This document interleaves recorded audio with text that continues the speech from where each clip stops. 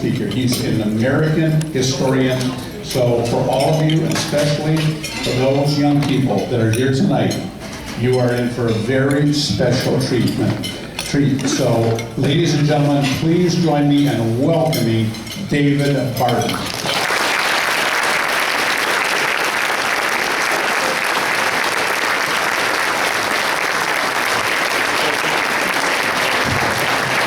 Thank you, Senator. It is good to be with you tonight. I'm going to move over here where I can do it. There's going to be a lot of visuals, so while you're meeting, if you can watch the front, you'll enjoy it. If you can't, you'll hear what's going on. Let me first make sure the slides are pointing in the right direction.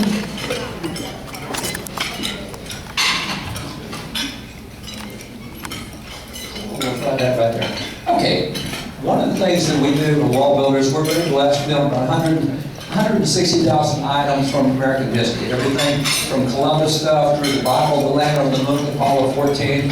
We have about 120,000 items from before 1812, thousands of handwritten documents of those who wrote the Constitution, the Declaration, etc. And one of the things that's happened in recent years is we've kind of lost our knowledge of history in a lot of ways. And history is kind of the anchor that helps you understand what's happening in the nation. By the way, if any of you are sitting where you can't see the slides, feel free to move around because there's going to be hundreds of pictures we'll go through. But let me take you to a quote from George Orwell. George Orwell said, "Who controls the past controls the future. Who controls the present controls the past." There's two thoughts there. Whoever controls the past controls the future. So the way you present history will affect what you're going to become in the future. If you have an accurate presentation of history, your future will depict that. If you change, and this is what's happened every time, just before the Soviet Union fell apart back in the late 80s, it was predicted to fall apart because it said, look, they're changing their history books. They can't survive this change in history, and literally the wall fell within a decade. So when you start messing with your history, you mess with your future. Here's the rest of what he said: who controls the present controls the past. Those who teach history right now control what the past looks like, which tells us what our future is going to be. So the way history is presented right now in America is the way it's never been presented before at any previous point. And a good example of that is what we see with the College Board. Now, you may know the College Board because they do the SAT test. There's the SAT, the ACT, the CLT. Those are the three primary college entrance exams. But when the College Board was taken over by a guy named David Coleman about a decade ago, they went in and they changed their other courses as well. So the College Board is also what does the AP courses. There's about 47, 48 AP courses. And those are courses where if you're really good in high school, you can get college credit for taking a high school course. So the AP courses, well, one of the AP courses they have is AP US History. And so what they did was they rewrote the standards for AP US History. They came out with the new standards in, 2015, thereabouts. And so I went through and looked at the standards. And this is, we're asked by a number of state legislators and state boards of education to review history and social studies standards in a variety of states. We have a network of about 1,000 legislators we actively deal with. Last year we monitored 157,000 pieces of state legislation all across the country. So we're actively engaged in policy arenas. And so we're often asked by states and state boards of education to look at their history standards. And when I look at any standards, the first thing I look for is not what they have in the standards, it's what they don't have in the standards. In other words, what you've taken out or what you don't present says a whole lot about what you intend for the country to be in the future. For example, if we had, 10 years ago, if we had a standard that said Abraham Lincoln dropped a nuclear weapon on Thailand in World War XVIII, we would laugh like crazy. But what happens if you didn't teach Abraham Lincoln for 30 years? What happens if you don't know any of that? You can make that claim and nobody would say, oh wow, I didn't realize that about Lincoln. And that's what happens when you take something out. So when we see something removed from history, that tells us what the country's going to be in about 30 years. So as we went through and looked at what was not here, let me show you what was not in the AP history standards. There's 460,000 students a year that go through AP history. Here's what was not in the standards. Nothing about the Founding Fathers. When you look at the Founding Fathers, there was, let me go back here. There was nothing about the Founding Fathers, whether it was Jefferson or Franklin or other major Founding Fathers were gone. You don't need Founding Fathers in America. And there's also nothing about American independence. None of the battles that won our independence that caused us to become an independent nation, none of the battles were there at all. And in addition to that, there was even nothing about Lincoln. Nothing about what Lincoln did, the Gettysburg Address, or even this assassination. It's all gone. And certainly if you don't have Lincoln, you don't have a Civil War. And there was nothing, not the Union leaders, not the Confederate leaders, not a major battle at all in the Civil Wars there. And go to World War II, there was nothing, there was not a single battle out of World War II. In addition to that, there was not a single leader from World War II. Didn't mention anything about Eisenhower or Patton, didn't mention anything about MacArthur or Nimitz. It didn't even mention the enemy. It didn't mention Hitler. It did not mention any of the Nazis. It mentioned nothing about the Holocaust. All of this was gone from the standards that came out during AP U.S. history. So if you're not teaching this stuff, and this is what has been core basic American history for centuries, if you're not teaching this stuff, then what in the world are you teaching? Really good question. When you get to the standards that deal with World War II, it's about 3/4 of the page, and it has four points. Here's the 4 things you need to teach about World War II. And it says you need to teach about the fact the military was segregated in World War II. Now, there's more to the story than that. They said you also need to teach about the fact that Japanese citizens were interned out in internment camps by the U.S. government. And you need to point out that America dropped an atomic bomb in World War II. And so this is what we want to make sure we cover in history and World War II history. And by the way, here's a statement they made with the, just going back to the others. Yes, the military was segregated. It's also, that's when the military ended segregation. That had been desegregated before, but Truman ended segregation, World War II. So there's a lot of things that go beyond what they're just saying. But nonetheless, here's a statement they made. They said that the decision to drop the atomic bomb raised questions about American values.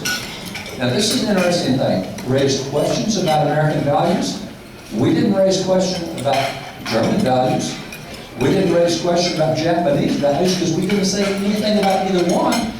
We said bad things about America, which raised, you can come out of AP history thinking America is the bad guy in World War II.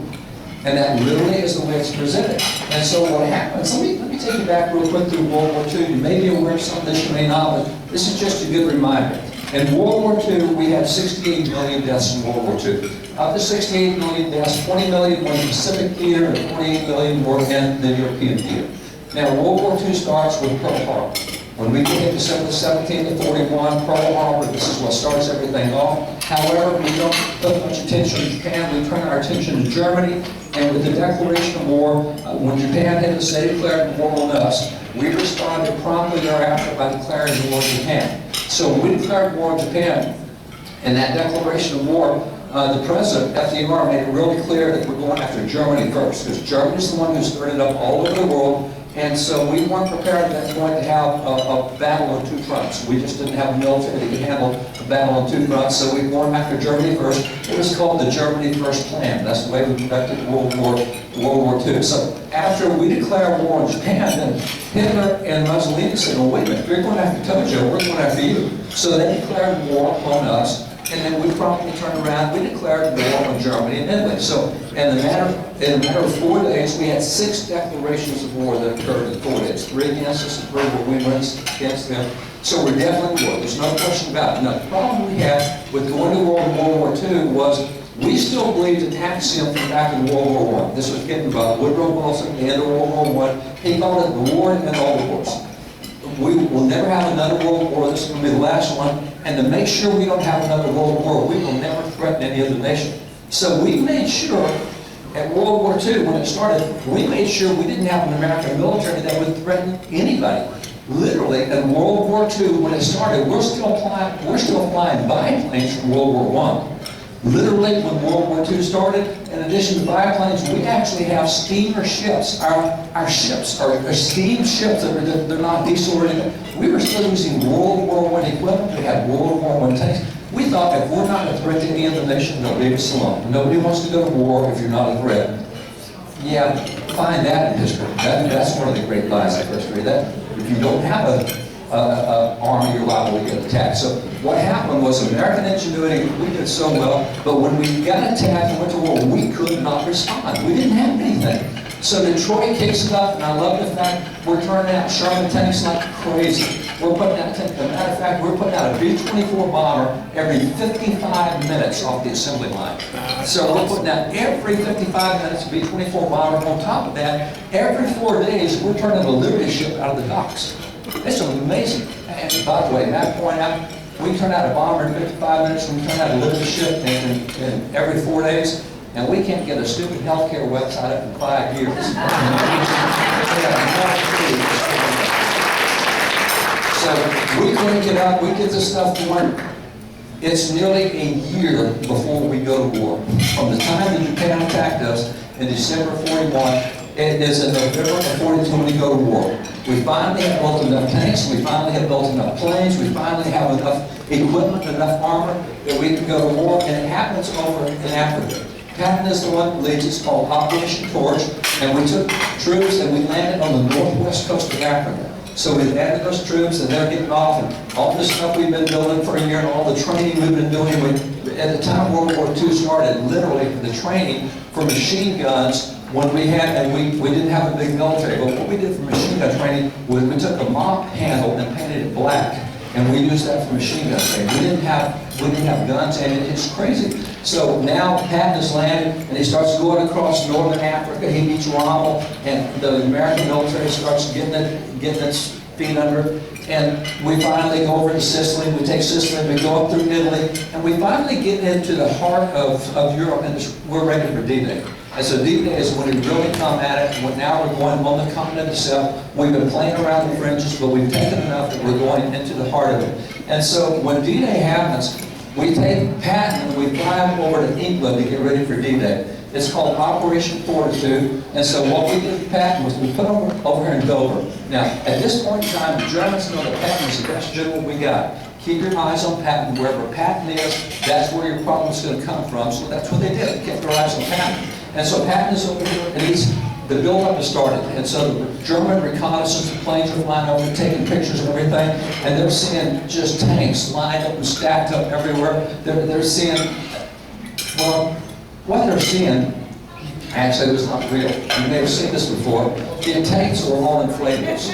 They were rubber tanks that were blown up. We put them together, and from the air, they look really good. And the same with the planes. The Germans are seeing fields full of planes. We've got all these squadrons of planes ready to fly, except they were all made out of plywood. But from the air, they looked like real planes. So the Germans are absolutely convinced that D-Day is coming, and Patton's going to lead this huge force into us. And so what they did was they get ready for Patton, because Calais is where we're going to land. See, it's only 23 miles from Dover to Calais. And so the Germans, they have about 600 miles of forces here, and they take half their forces and they move over to get ready for Patton. Well, Patton was a complete diversion. D-Day had nothing at all to do with Patton, except that he caused from the thing, that's where he's coming from. Where we attacked was hundreds of miles away at the beach of Normandy. But the fact that Patton had taken half of the German troops over to where he was, even though we lost 3,000 on D-Day, we would have lost a whole lot more had we not moved those other troops over there. So the diversion, Operation Fortitude is really strong. So D-Day lands, and so we land on D-Day, and here come the troops, and they're getting shore, and they finally get the beaches all secured, all 5 beaches are secured, and then we start landing all the American troops and everything else. And that's when they take Patton from England, they put him back over to France and said, okay, now we're going to break out and we're going to go chase Hitler back into Germany. So Patton takes control of the Third Army, and he takes the Third Army, Courtney Hodges takes the First Army, and we start pushing Hitler back into Germany. And when Patton crossed the Rhine and set foot in Germany, Hitler killed himself, and that essentially is the end of the German side of World War I, or World War II. Now, at that point, we said, okay, now let's go get Japan. We kept enough ships out there to keep Japan busy and let her know we're still serious about war, but we hadn't put all our forces over there. Now we do. We take everything we got, we turn to Japan, and do we bomb the dickens out of Japan? I mean, our B-29s, what they did in the way of hitting Japan, it was just decimating what we did. But the problem is, Japan, there were 105 nations involved in World War II. And Japan's the only nation left from the Axis side. Everybody else has surrendered. Japan has no allies. Japan did not win a battle in all the island hopping we did in the Pacific. Japan has no path to victory, and they won't give up. And we keep bombing them, pounding them, and they won't give up. And so the thought is, man, what if, are we going to have to land on Japan like we did for D-Day? Are we going to have to send ground troops in and fight from house to house? And so as they prepare for what's called Operation Downfall, they said, okay, here's where the Americans come and the Australians and New Zealanders. And they said, now, if we do this, we need to understand what the cost is going to be. And at that point, we had learned a lot about the Japanese people that we didn't know when they started. They were at that time, very different from today, but at that time they were a culture that glorified death and dying. As a matter of fact, a good way to explain it is they were the ISIS of that generation. They looked at death and dying as something glorious, and the more they died, the more people who died, the better it was, and the more they took with them, the better it was. And so they practiced mass suicides in a way that we don't understand. For example, if you look at the island hopping, we go to Washtenaw and Iwo Jima, you look at the casualty rate, the Japanese casualty rate is through the roof. They didn't win any of those battles. The casualty rate is high because every Japanese family was given a hand grenade and said, if the Allies win this battle, make sure you blow yourself and your kids up. And so they wiped themselves out, mass suicides, rather than be losers in the battle. So the casualty rates, we don't think like that, they did. And it was an enemy that thought like that. In the same way, they had genocide. We know that Hitler killed 6 million Jews, but the Japanese killed 10 million Chinese. They hated the Chinese, and they destroyed 10 million Chinese in a genocide. We don't hear about that today at all. And in the same way, they trained their teenagers for suicide bombs, just like ISIS does. Now we know about the kamikaze pilots who flew the ships who flew the planes into the ships. What we don't hear about is the 3,400 teenagers that were trained to kill Allied troops. So the teenagers themselves, they made small planes for them so they could fly those small planes into whatever it was, whether it was tanks or troops or whatever. They even made submarines for these kids. And you'd think, you know, if you're going to sink a ship, with a torpedo, just shoot it there. They didn't. They put a live person on top of the torpedo to drive the torpedo to the ship and hit the ship with it. So this thing of dying and death, it's not something we're used to in any way, shape, fashion, or form. Even the prisoner treatment, the beheadings, in the prisoner of war camps, they had competitions to see which officer could behead 100 prisoners the fastest. And sometimes they had to have runoffs in the competition because they were so good at beheading prisoners. The prisoner treatment that we had on the death marches, the side hand and back to the baton, if you were sick, if you were ill, if you were slow, they'd shoot you on the spot. If you were wounded, they would kill you. This is one of the war posters from World War II. It says, Japs bayonet use wounded in ambush on Pacific Island. If you were wounded, you're dead, because they don't take prisoners. And so it was a culture that was so different from what we're used to today in Japan. It's a culture that glorified death and dying. And so the question is, okay, if we have to invade Japan, what kind of casualty numbers are we looking at? Well, what are we looking at in the way of cost? And at that point in time, General Curtis LeMay was in charge of the Army Air Force, not yet the Army Air Force, or not yet the Air Force, it's still the Army Air Force. He said, okay, if I have to send ground troops in, we can't do this through here. If I send ground troops in, what are we looking at? And they came back with projections and said, well, you're looking at 1 million Americans will lose their lives if we go on the ground. You're looking at between 2 and 4 million Allied lives, so the British, the New Zealanders, Australians, all those, the Canadians, and you're going to have to kill somewhere between 5 and 10 million Japanese before they surrender. So you're looking at 15 million lives you're going to have to lose if you have to do a ground invasion. It was at that point that Harry Truman said, you know, last week we experimented and came up with a really big bomb that we blew up out in the desert. Can we use that? Yeah, let's use that. So that's where we came to the atomic bomb. We set one on top on the USS Indianapolis. They went to Saipan. They loaded on the Enola Gay. So we have the first atomic bomb, August the 6th of 1945. We were going to drop one every 3 days until the Japanese surrendered. They didn't surrender after the 6th. We dropped one on the 9th in Nagasaki. They didn't surrender. We're going to drop one on the 12th. And the Japanese said, wait a minute, let us think about it a little longer. And we gave another day and then another day. And so on the 14th, they surrendered. But we had others ready to go. And we were not going to lose 15 million lives to end the war. And so what happened as a result, what you see from those 2 bombs we dropped, there were 150,000 radiation immediate deaths and 150,000 more deaths through radiation. So there were 300,000 lives lost through those 2 atomic bombs. Matt pointed out that is a whole lot less than 15 million lives that were lost. See, we didn't take lives, we saved lives. Yes, we took lives, but we did it in such a way. If we had not used the atomic bombs, the other alternative is you have to invade and do traditional warfare. And you're looking at 15 million. So I'm not sure I understand what the problem is with American values. Saving 14.7 million lives seems like a pretty good thing that we should praise Americans for.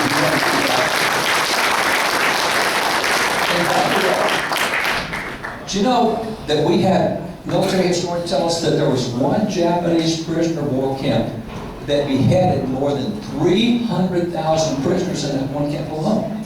So they beheaded more in one camp than we killed with 2 atomic bombs, and we're the bad guys in this thing?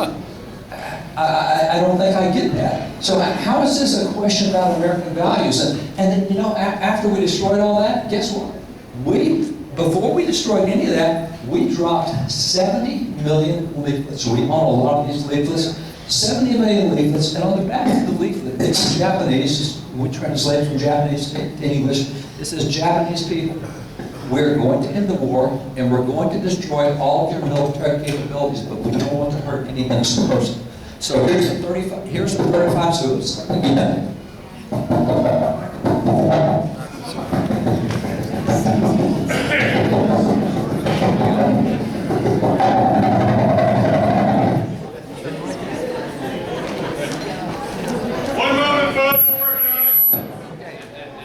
Until they get here, can you hear me if I do this?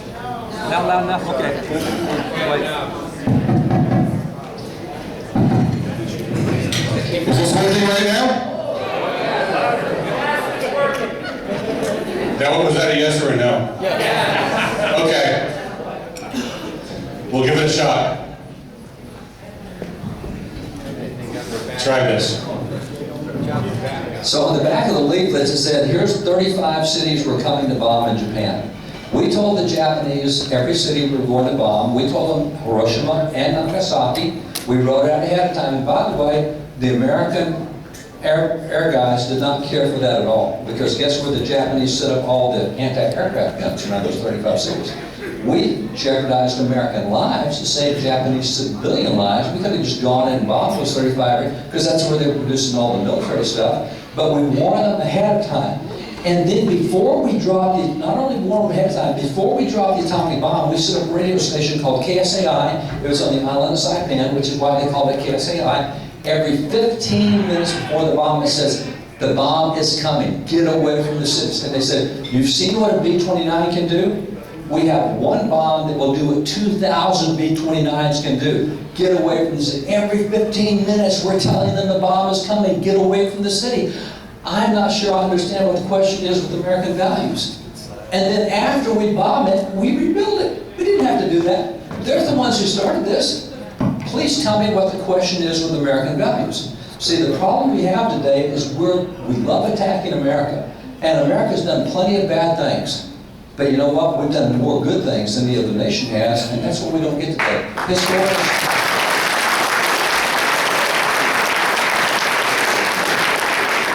History should tell you the good, the bad, and the ugly. It should tell you all of it.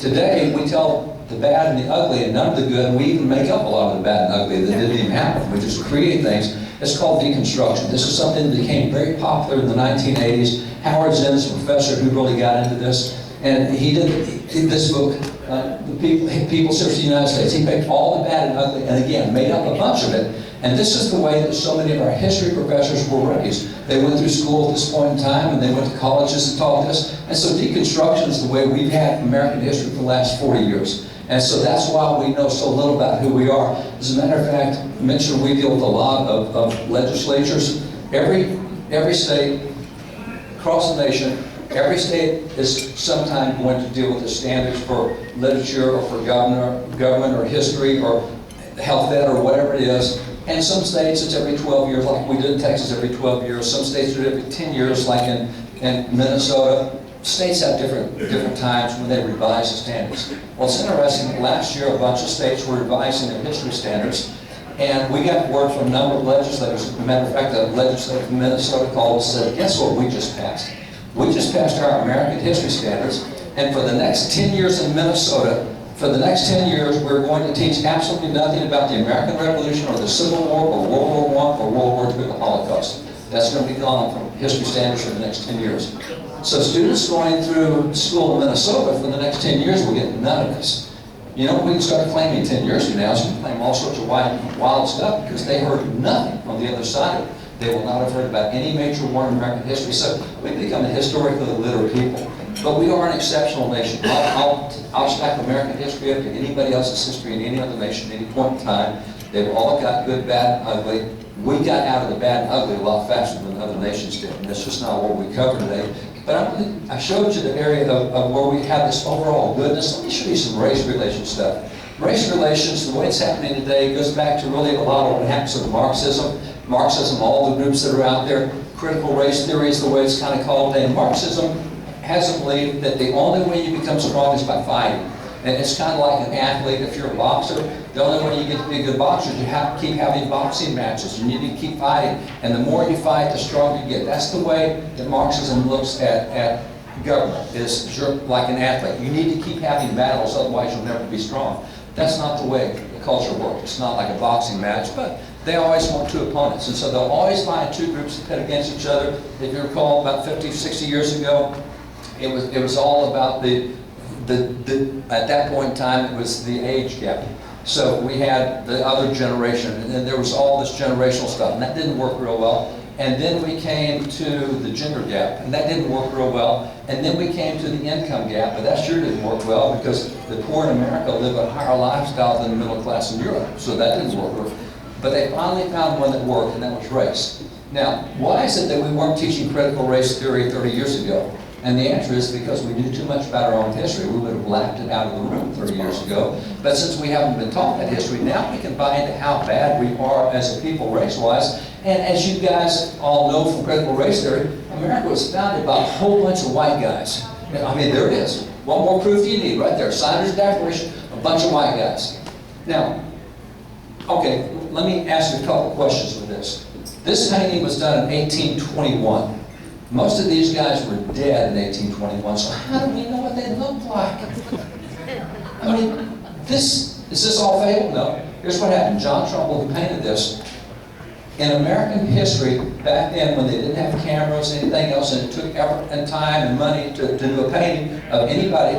And by the way, this painting is 14 feet high and is 20 feet wide. It's about from the back walls, it's close to life size of these guys. And so when he did it in 1821, the deal we have in America is if you had done something really significant, if you're a military general, if you're a great pastor, or if you're a legislator, they would take the time and effort to paint a portrait of you, and because you're really done something special. What John Trumbull did was he went and collected all the portraits of all these guys from back when they were younger. He put them together and he painted his painting based on all the portraits that are there. Because if you've done something really significant, oh, it's a bunch of white guys. Yeah, it is. When you don't show all the other paintings from back in those days, especially all the paintings we have of so many other black guys. Why were so many black guys painted back in that day? Because it is something really significant.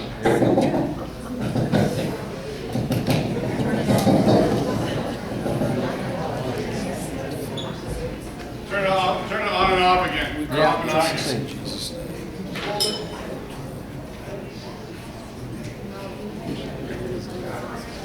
okay, well, all right, we'll try it again. So, all these guys have paintings because they did something really significant. John Sisson right here is really come our first Special Forces guy. He's one of the great surveyors. He laid out in Washington, D.C., Benjamin Banneker, great black educator, John Chavez. This guy right here is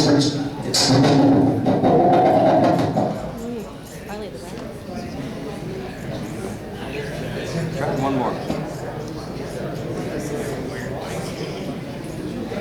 We'll try again. This guy right here, according to George Washington General Market,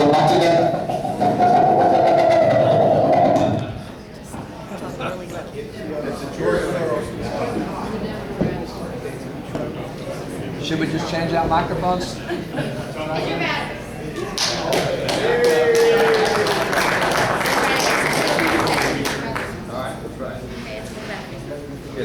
Okay, so General Washington, General Marquis Lafayette said if it hadn't been for this guy right here, we would not have won the American Revolution. He's the hero of the Battle of Yorktown. These are not insignificant guys. How come we don't know any of them today?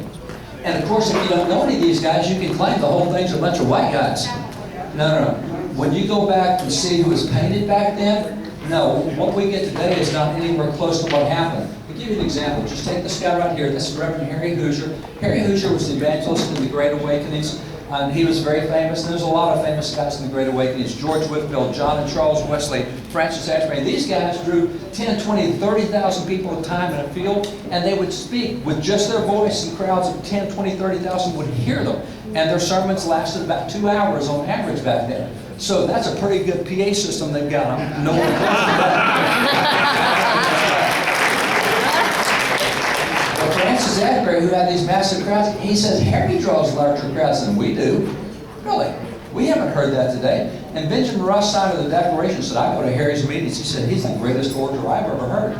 Rush signed the Declaration of Independence, ratified the Constitution. He's running around with all these great orators like Patrick Henry and others. He said, no, Harry's the best orator I've ever heard. Now, the thing about Harry was his ministry was really to blue-collar Americans. It was the rough and tumble guys. It was the hunters and the frontiersmen and the woodsmen and the trailblazers. And they loved the outdoors, and they loved finding new stuff. They loved going places nobody ever been before.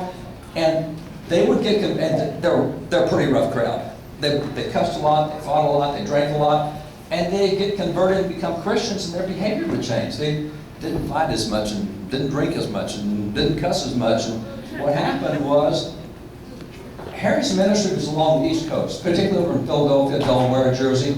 But as America started moving west in the early 1800s, these explorers went west with America, because that's what they loved doing, is breaking new territory. So they're all going west. As they go west, a bunch of Harry's converts go west as well. And they get out there, and all these trappers together, they say, man, those guys over there sure behave different. They don't act like we do. They're real different. What's up with those guys? And the answer was, they're a bunch of those Hoosiers. Now, it happened to be that they were in Indiana when they said that. It was Indiana territory. And I think Indiana's called the Hoosier State. I wonder how many people in Indiana know that they're named after a black evangelist. Probably not.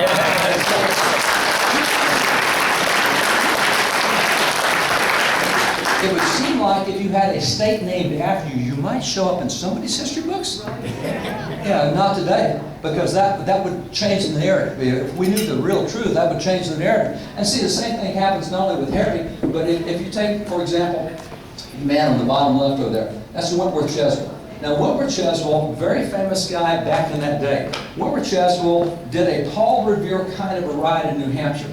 He did what Paul Revere did in New Hampshire. And significant thing about Wentworth Cheswell was, here's a black man. He was elected to office in a white community in 1768. As a matter of fact, he's a judge in 1768, and he was re-elected for the next 49 years in that community. He held 8 different political positions.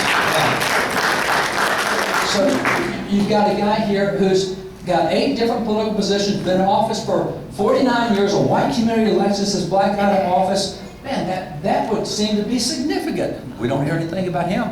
Matter of fact, he's not even the first black guy elected to office in America. You got to go back to Matthias D'Souza, 1641. He's a black man elected to the state legislature of Maryland in 1641. 1641? Oh yeah. We had so many blacks elected to office in white communities way back for centuries. And it's significant. Take something like Great Britain. When was the first black person elected to office in Great Britain? 1987. When was the first black person elected to office in, say, Russia? 2010. And we've been doing this since 1641. And we're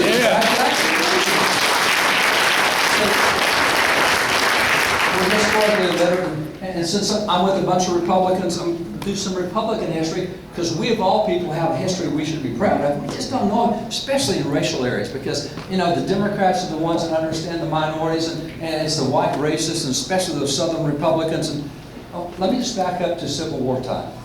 The Civil War, while it was still going, now, in the Civil War, from 1861 to 1876, there were 24 civil rights laws passed in Congress. They were all passed by Republicans, all 24.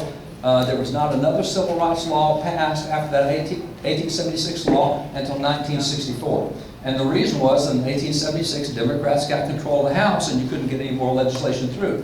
In 1893, they got the House, the Senate, and the presidency, and they repealed all 24 civil rights laws that had been passed. Now, among those laws are 3 constitutional amendments. One is the 13th Amendment. The 13th Amendment was added in 1865, and it's the one that said we're going to abolish slavery forever. They vote for that in Congress, and it's interesting, among the Republicans, 100% of Republicans said abolish slavery. Only 23% of Democrats wanted to abolish slavery. So in the constitutional amendment to abolish slavery, it is very lopsided. Democrats weren't the ones who had any concept of equality. As a matter of fact, 3 years later, we do the 14th Amendment, 1868. The 14th Amendment says every person has equal civil rights regardless of color. So whatever state you're in, you have the right to own property, the right to get married, the right to keep and bear arms, whatever. And when it came time to vote on that, 94% of Republicans said yes to that amendment. Not a single Democrat voted for equal rights for blacks and whites in the 14th Amendment to the Constitution. 15th Amendment to the Constitution, passed 2 years later in 1850. This is what guarantees to blacks the right to vote. It is in the Constitution. It's not the Voting Rights Act of 1965. It is constitutionally. It's the 15th Amendment. 100% of Republicans said yes, and not a single Democrat said yes for blacks voting. And that's the 3 constitutional amendments. Now, Republicans don't know this history. We don't talk about it. We let ourselves get pushed into a box on how anti-minority we are. Let me keep going. These are the first, after that 15th Amendment was passed, these are the first 7 blacks elected to the federal Congress. These 7 blacks are all Republicans. The guy on the left end down there, Hiram Rose Rebel, is the first black U.S. Senator. He's from Mississippi. The guy on the far right end here is Joseph Hayne Reagan. He's from South Carolina. He's the first black man to preside over the U.S. House of Representatives, and is a Republican that did that. And then when you look, not only that, the first 23 blacks elected to the federal Congress were all Republicans. That's back in 1870. Democrats did not elect a single black person to Congress until 1935, and that was out of a northern state, on a southern state, that was out of Illinois. And we don't even know this part of our racial history. Let me keep going. When you look at what happened in the states, because all across, particularly these 11 states that have been part of the Confederacy, we've got a different change there because all these blacks that have been in slavery are now free from slavery. And it's interesting to see what happened in Texas. I'm from Texas. We were one of the states in the Confederacy. It's interesting. In Texas, for 9 years, I was one of the 2 leaders for the Republican Party of Texas. And so in that period of time, we took a majority of Republicans in the state for the first time in 130 years. We have been a complete Republican state every election since that point in time. Let me go through some of the others. So the Republican Party of Texas was founded in Houston. It was founded in Houston on July the 4th, 1867. The Republican Party of Texas was founded by 150 blacks and 20 whites. Every Southern Republican Party was founded by blacks and whites. Every Southern Republican Party was founded by blacks and not whites. In Texas, our first 3 state chairmen, 2 of the first 3 state chairmen were black. There wasn't a white guy's party. That's not what it was. And so when you look at Texas and the state of Texas, the first 42 black legislators elected in Texas were all Republican. When you go to Alabama, the first 99 black legislators were all Republican. When you go to Louisiana, the first 127 black legislators were all Republican. When you go to Georgia, the first 41 black legislators were all Republican. When you go to Mississippi, the first 112 black legislators were all Republican. When you go to South Carolina, the first 190 black legislators were all Republican. By the time you get to 1876, we've elected more than 1,000 black individuals in America. And when you get that, we know nothing about our own history. It's totally different. And by the way, these 3 guys here are called the heroes of the colored race. Now, Frederick Douglass is in the middle there. Frederick Douglass, the great civil rights leader, served for 4 Republican presidents. There was a Democrat president who threw him out of office. The Republicans put him back in. So he served for 4 Republican presidents. The guy on the right is Hiram Rose Rebel, the first black U.S. senator. Who the world is this guy over here? His name is Blanche Kelso Bruce. Blanche Kelso Bruce was elected as the 2nd black U.S. senator. He's the first black person to serve to head the U.S. Senate. So he was chair of the U.S. Senate way back in his day. And on top of that, he was an active Republican in the Republican Convention, National Convention of 1880.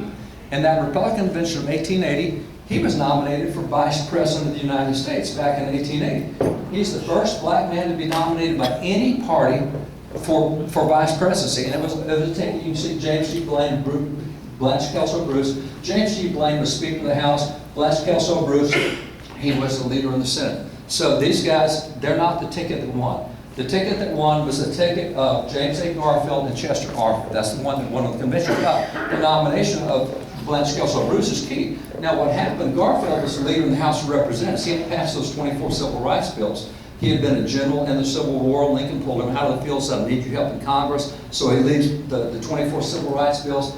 And he knew Blanche Kelso Bruce really well because they worked together, House and Senate. They're working together.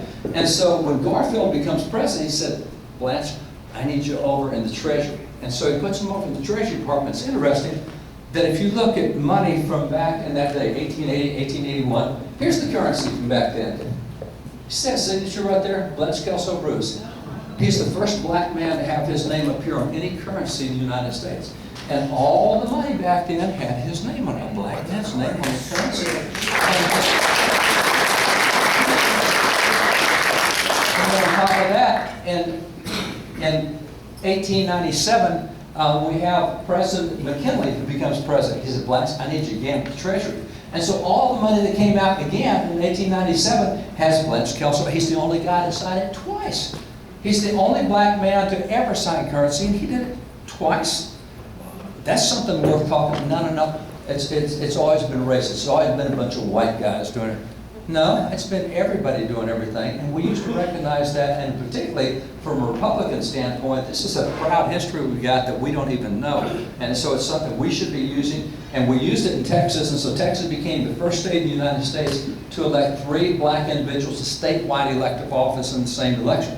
Now, we did that in a former Confederate state, yeah, because we went to the black community and said, hey, you probably don't even know your own history. Let us share some of the history with you. And they're shocked to see that they had been Republicans. I had one black pastor tell me, he said, you know, my grandmama always used to say she wouldn't let a Democrat set foot in her house. I didn't have a clue what she was talking about. So we're historically illiterate in that area as well. But we are exceptional not only with the goodness we have, but also with race relations. Let me give you one more category, and that's when it comes to religious faith. There's been a real effort to secularize America for a number of years now. I've been involved in 13 cases of the U.S. Supreme Court. They've all dealt with some case on religious expression. Since back in 1962, 63, the court started secularizing education, and by 1971 they came up with what's called the lemon test, and they've had 7,300 decisions that said, hey, you can't have religious activities in public. That's unconstitutional. So we've gone through really about 50 years of the courts trying to completely secularize America. And as a result, we try to impose that backwards in our history. The articles I collect like this, America's unchristian beginning. Our founding fathers were deists who rejected the divinity of Jesus. Since we're a secular nation today, they were secular back then. We have the same thing with this headline. You got to let the academics weigh on this. So professors weigh in. The founding fathers were not Christians. And if it's the word not, people like me that say they are, I don't know what I'm talking about. You got to trust the professors on this. And I love this title. This came out in a whole chain of newspapers on the East Coast. It said the authors of the Declaration were enemies of Christ. Really? Were they really? Well, I have a lot of fun. Speak at a lot of universities. When I do, I like to use this picture a lot. I was at Duke University Law School and was talking to the kids there, and that's smart kids at Duke. And so Duke University Law School, I put this up and said, hey, you guys tell me, call by name who you can recognize up there. Tell me who you get. And so they said, well, there's Jefferson and there's Franklin. They couldn't get another single person out of it. Now, and by the way, I'll point out, isn't it interesting that they've been trained to recognize the 2 least religious founding fathers? Wow. Now, I will point out they are the least religious. They're not anti-religious. When Franklin became governor of Pennsylvania in 1787, one of his first acts was to institute a plan to raise church attendance. Because he said the more often people go to church, the less crime we'll have. And so it really helps the state if we can have people in church. Franklin, one of our least religious founding fathers, trying to get people to go to church more often. So even when you say they're the least religious, they're more religious than most folks I know today. Nonetheless, the problem is, well, who are these other guys? Well, and that's what I started saying. I said, which one is Richard Henry Lee? And which one is Sam Adams? And which one is George Clinton? And which one is Charles Carroll? Which one is Robert Morris? Which one is Benjamin Rush? And which one is Elder Jerry? And they're looking at you like, who are you talking about?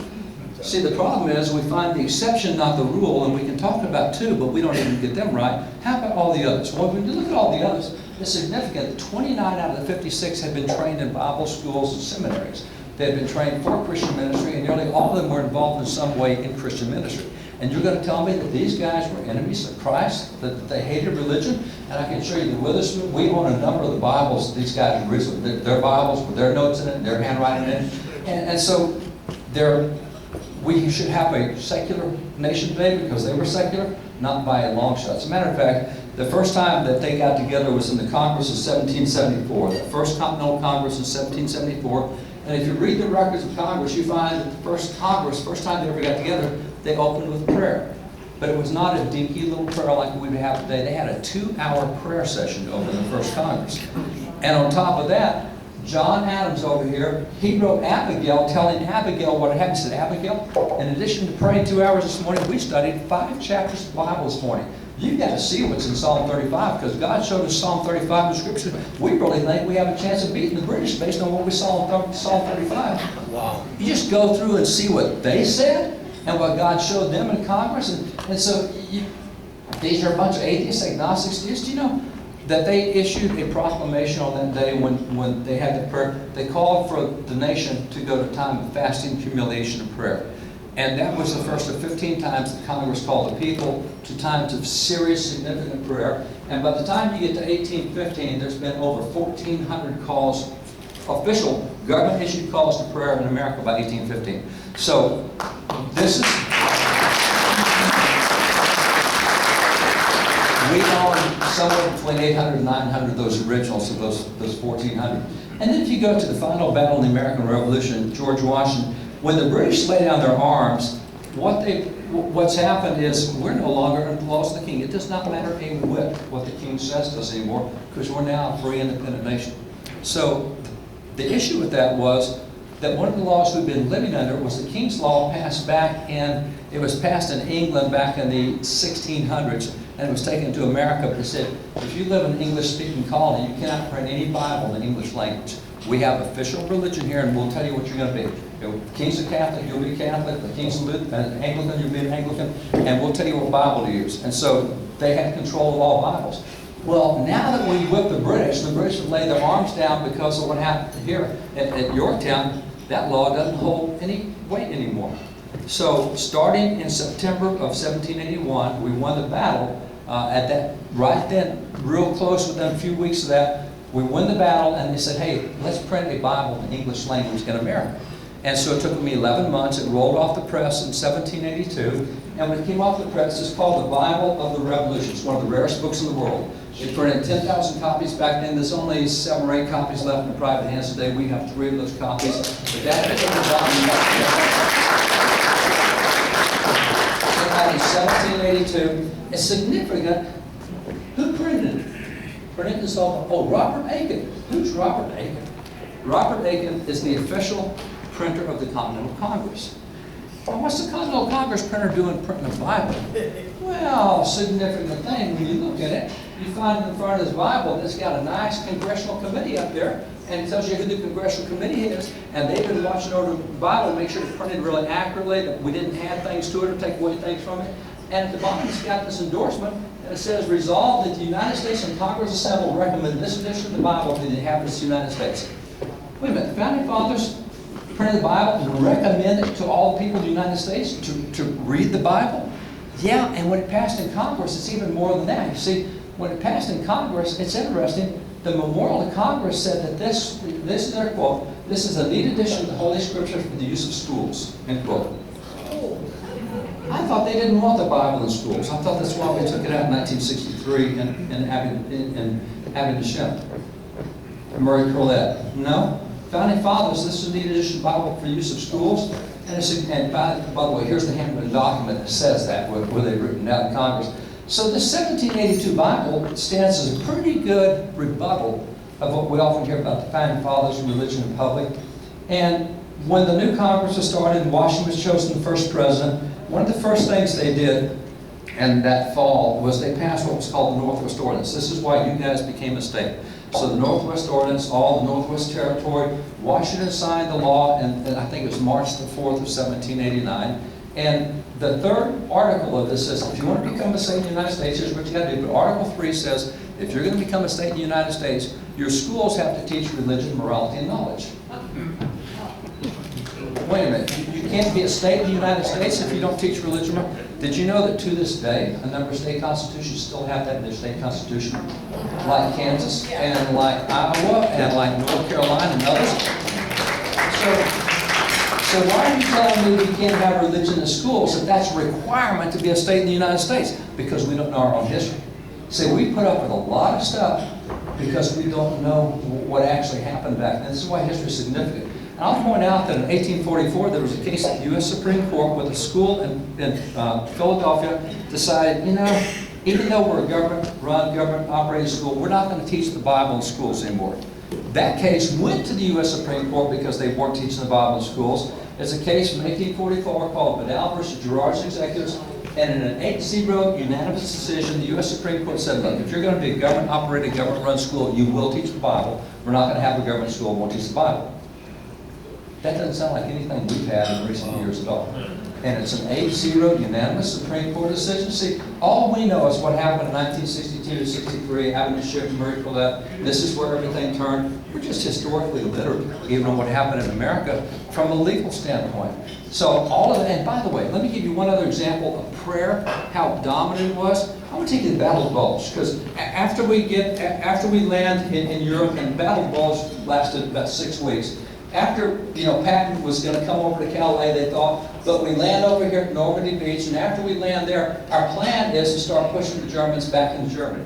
So, you see those lines going there? Patton had the southern part, that was the Third Army.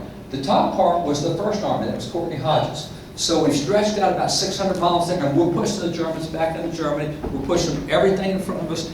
And so, as they're leaving there, the Germans say, hey, if we don't stop this, we're dead. And so, as the front starts getting to the German line, they launch a counterattack up here in what's called the Battle of the Bulge. They went after Courtney Hodges, and Patton saw it coming. His intelligence said, sir, we don't know what's happening, but the cracked German units are all disappearing. They're not there. They were there yesterday, and they said, that means they're getting all their cracked German units together to make a counterattack. So what they did was up in Courtney Hodges, in the highest part of the mountains, they gathered 1,800 tanks, and they gathered 200,000 men, and they went right at Courtney Hodges in one narrow little point. They punched through, they went 80 miles on the backside, they turned around and attacked from both sides. It's called blitzkrieg. So you punch through at one spot, and then you attack on both fronts, and that's really tough for an army to handle, firing in both directions. And so that's what happened. Well, that's when Eisenhower called Patton and said, hey, you need to get up there and save his tail, because this is really bad. This is all going to stop. We'll have years